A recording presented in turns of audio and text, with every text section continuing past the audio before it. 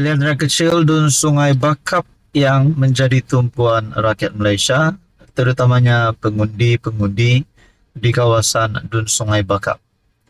Saudara-saudara, selamat datang ke channel Fels Lifestyle. Terima kasih kerana bersama di dalam channel ini.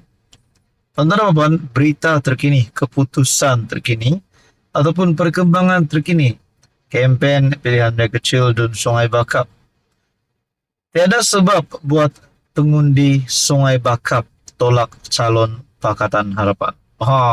Saudara-saudara, adakah ini satu gambaran awal bahawa sekali lagi kerajaan perpaduan akan diterjemahkan di PRK Dun Sungai Bakap?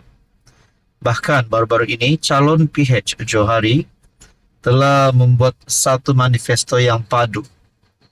Adakah ini menunjukkan bahawa calon daripada Perikatan Nasional Pembangkang bakal terpelanting di Dun Sungai Bakap? Itu yang menjadi persoalannya. Siapa yang menang dan siapa yang terpelanting?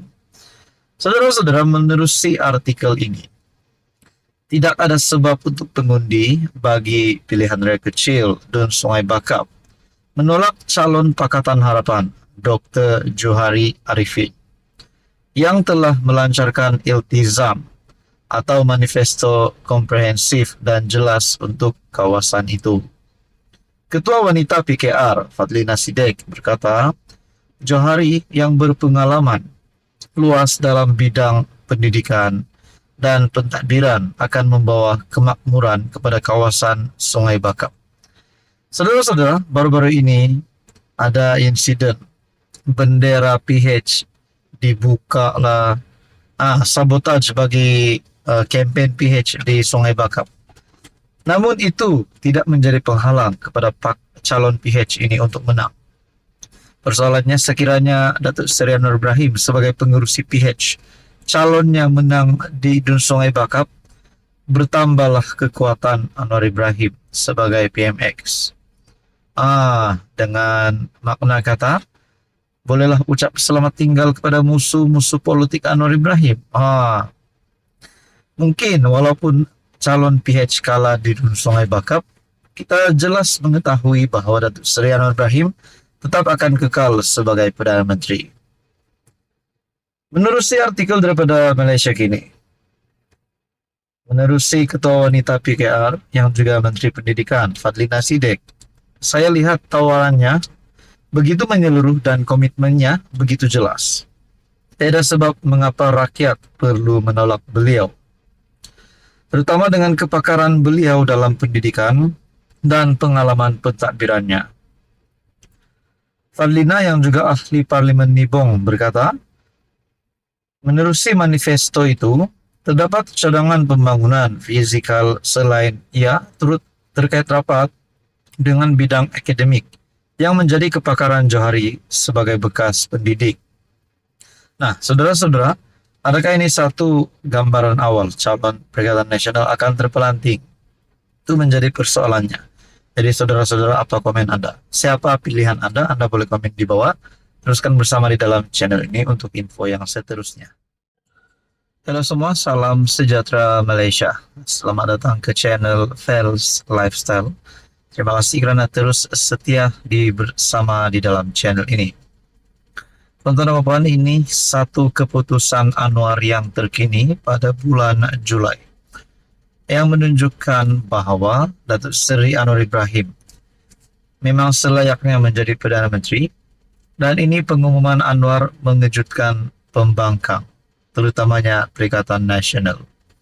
Saudara-saudara, berkaitan dengan isu berhubung penjualan saham MAHB kepada GIP, sudah pasti Datuk Seri Anwar Ibrahim dikecam, dikritik, diserang oleh PN berkaitan dengan isu ini.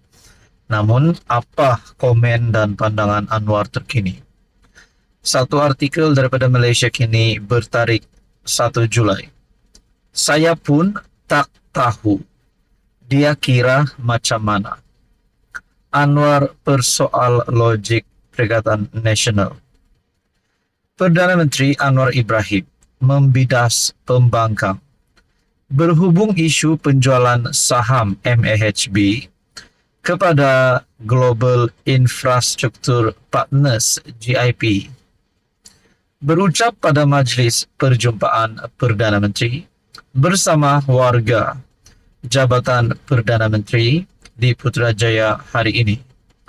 Anwar berkata, dia tidak memahami dakwaan pembangkang bahawa GIP akan mengambil alih lapangan terbang itu, sambil menyatakan bahawa Khazanah Nasional Berhad dan KWSP masih pemegang saham terbesar MHB.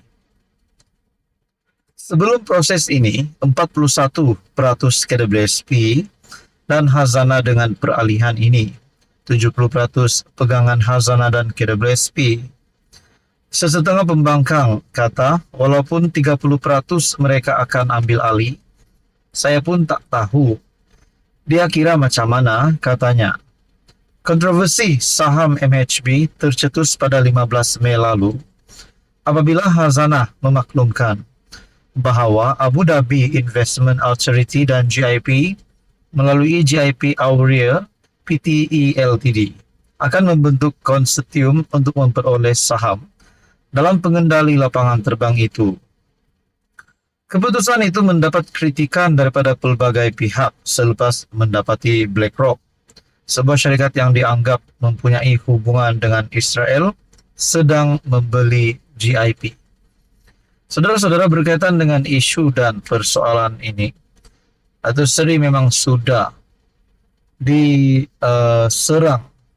Tapi ini komen Anwar yang terkini. Anwar persoal logik PN. Saya pun tak tahu dia kira macam mana menurut TMX. Bahkan Muhyiddin Yassin juga ada menyentuh isu ini berkaitan dengan penjualan saham MHB. Saudara-saudara, walaupun baru-baru ini Datuk Seri Anwar Ibrahim diserang dengan perhimpunan anti Anwar lah, ada saja gerakan, ada saja komen menggesa Anwar letak jawatan. Disangkakan Anwar akan letak jawatan, disangkakan Anwar akan tumbang. Namun Datuk Seri Anwar Ibrahim masih lagi kekal berdiri teguh sebagai Perdana Menteri hari ini. Jadi saudara-saudara, keputusan Anwar yang terkini berkaitan dengan isu penjualan saham MHB kepada GIP. Datuk Seri Anwar Ibrahim membidas pembangkang dan mempersoal logik Perikatan Nasional. Jadi saudara-saudara, apa komen Anda? Ini pasti satu lagi kemenangan dan kehebatan Datuk Seri Anwar Ibrahim. Sekian saja, teruskan bersama di dalam channel ini untuk info yang seterusnya.